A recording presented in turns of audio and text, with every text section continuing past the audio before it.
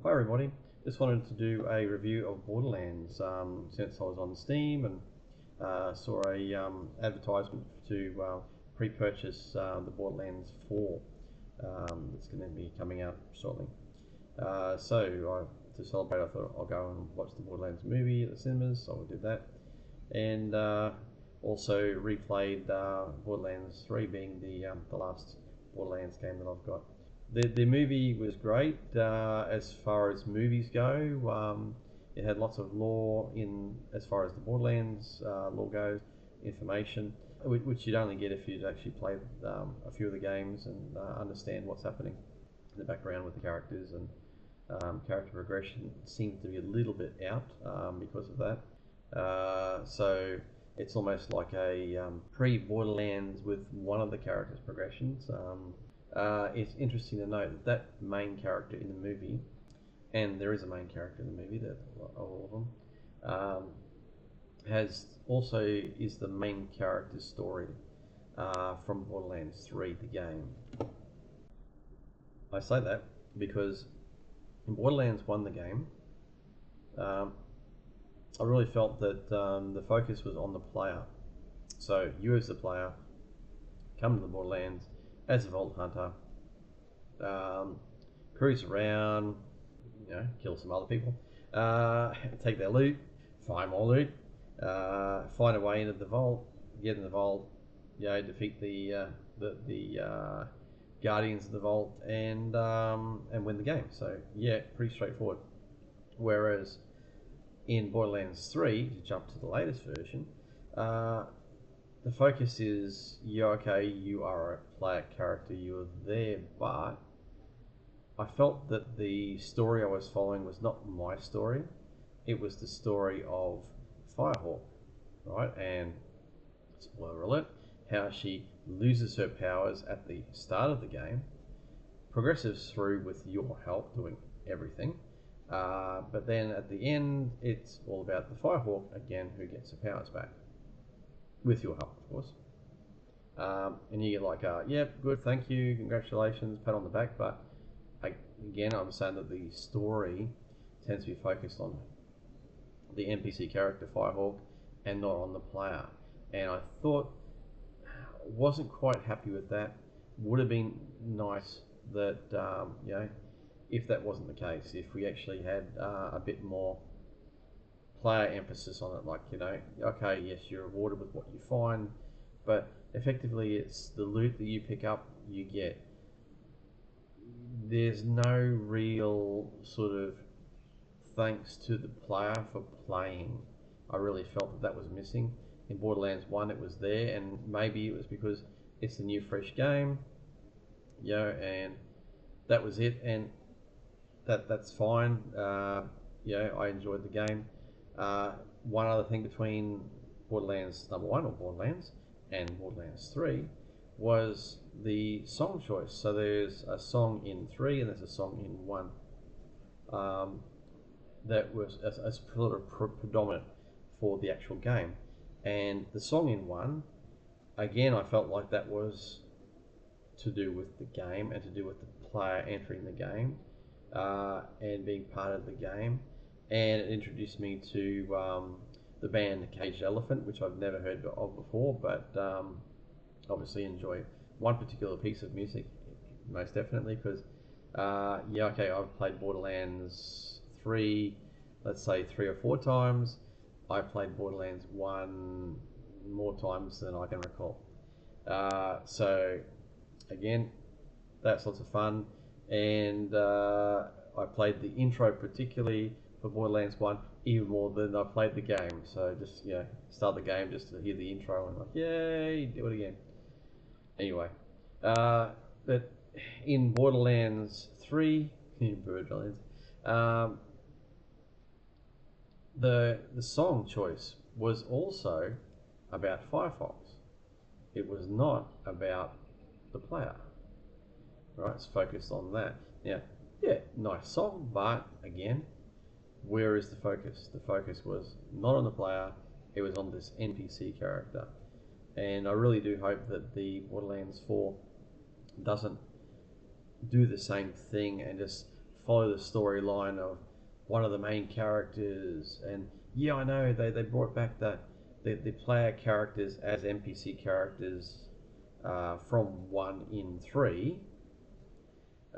So yeah, you could basically playing with some of the characters from 1, but that they still missed that point, and I think that was a big you know, problem with the game.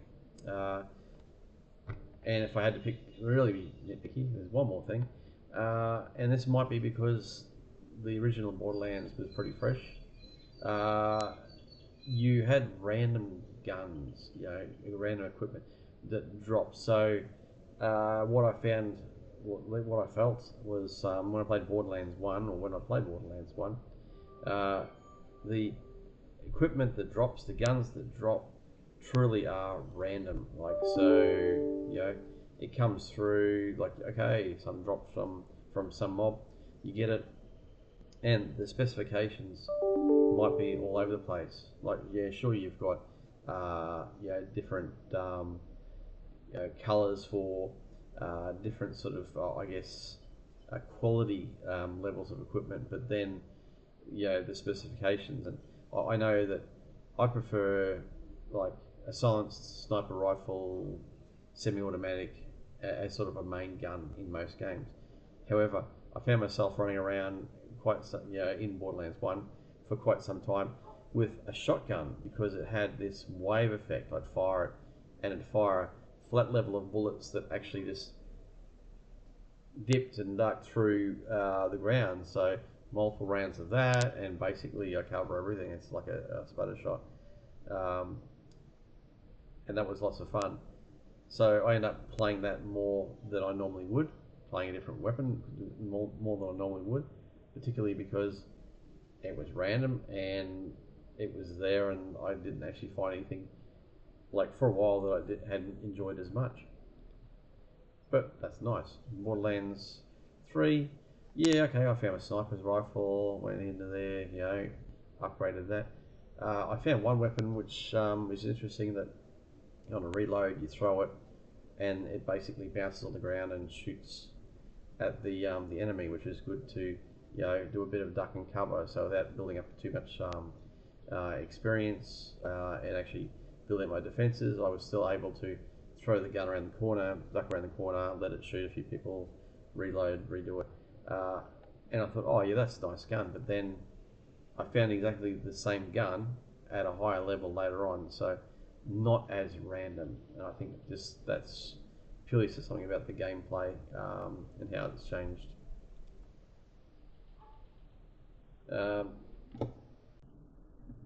Yeah, so I still looking forward to Borderlands 4. That'll be nice. We've got some AI generated Borderlands posters that are the background of my video here, which is quite nice to see what can be done, and a bit weird at times and a bit out there, but a bit Mad Maxy, but then that's Borderlands. Anyway, look forward to gaming. Look forward to actually doing a review once Borderlands 4 comes out. And actually, more importantly, the review is nice, but I look forward to playing it because I'm a game player. That's what I do, and I want something that's going to give value to my time that I'm going to spend playing games. I like to actually evaluate games based on how much time you should spend playing them, particularly because that's really the one thing that it's going to get down to. It's like, money to buy the game is one thing, but then how much time are you prepared to spend to play it? That really gets down to whether the game is worth it or not. Anyway, thanks for listening to my rambling on. If you haven't already, go play Borderlands 1. Get hold of Borderlands 1. It shouldn't be that expensive because it's been out for quite some time. But I think gameplay wise, graphics wise, the game is worth playing. If you haven't played it, definitely do that. One more thing about the movie. I had wished I did not see the trailer before going and seeing the movie. So if you haven't seen the Borderlands trailer, but you're interested in seeing the movie, go see the movie. Don't look at the trailer. I say that because, unfortunately, it's one of those things where a lot of the good, funny, reasons why you would want to watch the movie are actually played in the trailer. And yeah, okay, it gets more people when you put the funny scenes in the trailer to actually go and watch the movie, but then I feel a little bit disappointed because I already knew it was coming. So don't watch the trailer if you haven't already watched the trailer. Go see the movie if you can. Alright, thanks for listening. Skag time. Bye for now.